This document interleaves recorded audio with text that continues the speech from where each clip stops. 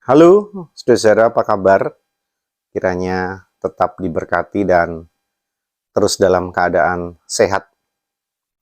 Ya, G20 sudah selesai dan ada banyak hasil yang positif, yang baik, tidak saja untuk Indonesia, tapi untuk seluruh dunia, masyarakat dunia. Dan itu sangat melegakan ya. Nah, salah satu pesan penting yang terus diulang adalah tentang perdamaian dunia.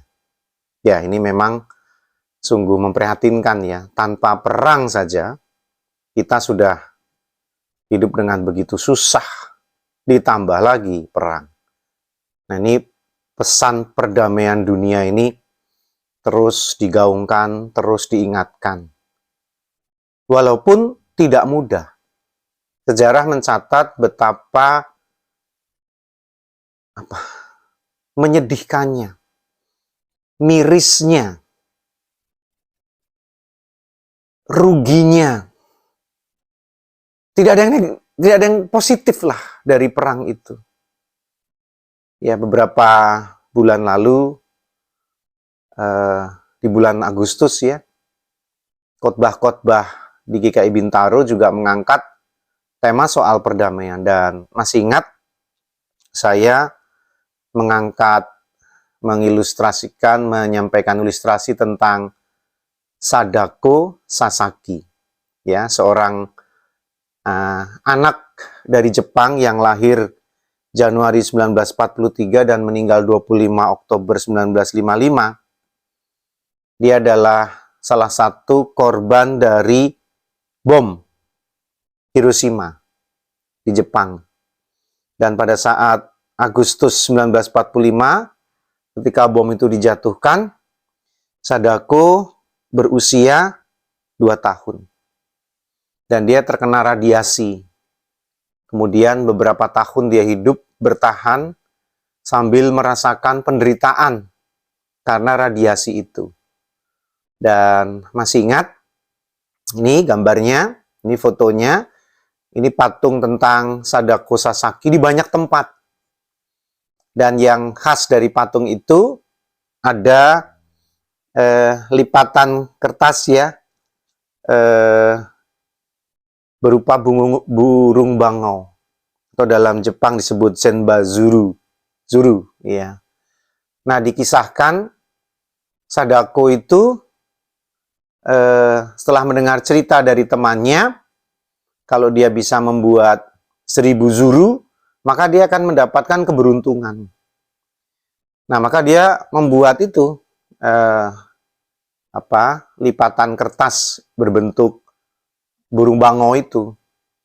Dan dia memakai kertas bekas obat, memakai kertas bekas bungkus-bungkus kado dari pasien-pasien yang lain, karena dia dirawat juga karena kanker kulit yang dialaminya karena radiasi dari bom yang dijatuhkan di Hiroshima itu.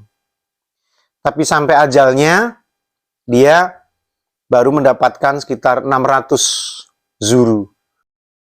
Dan kemudian, lewat teman-teman yang bersimpati dengan dia, maka dia teman-temannya menyelesaikan membuat zuru itu sampai 1000 dan dalam waktu yang singkat ikut dikuburkan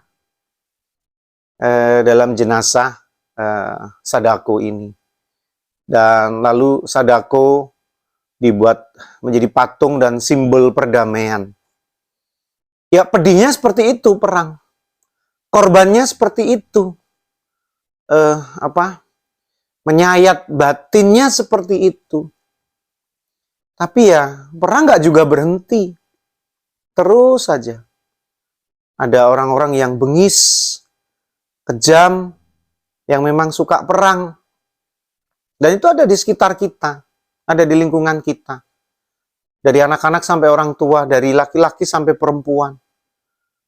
Ada orang yang suka dengan konflik, dengan percekcokan, perkelahian, dengan peperangan itu, baik dalam skala yang kecil sampai dalam skala yang besar seperti yang terjadi di Rusia dan Ukraina yang merugikan semua orang, jutaan orang.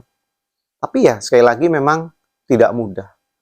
Bahkan Tuhan pun mendapatkan gelar sebutan sebagai Raja Damai. Seperti yang tertulis di dalam Yesaya 9 ayat 6. Tuhan disebut Raja Damai. Kita punya Tuhan yang suka damai. Kita punya Tuhan yang suka mengampuni. Tapi sulit sekali manusia untuk berdamai. Untuk itu, ya seperti seruan perdamaian dalam G20. Mari mulai berdamai dari diri kita. Kita menjadi juru damai. Kita yang mulai. Kalaupun orang tidak menyambutnya, kita yang memulai. Kita yang berusaha.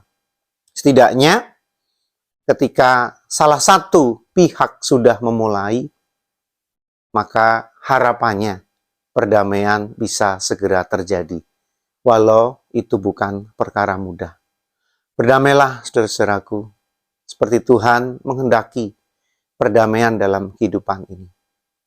Masih bersama saya Pendeta Yudi dalam Renungan Mas. Esok masih ada solusi.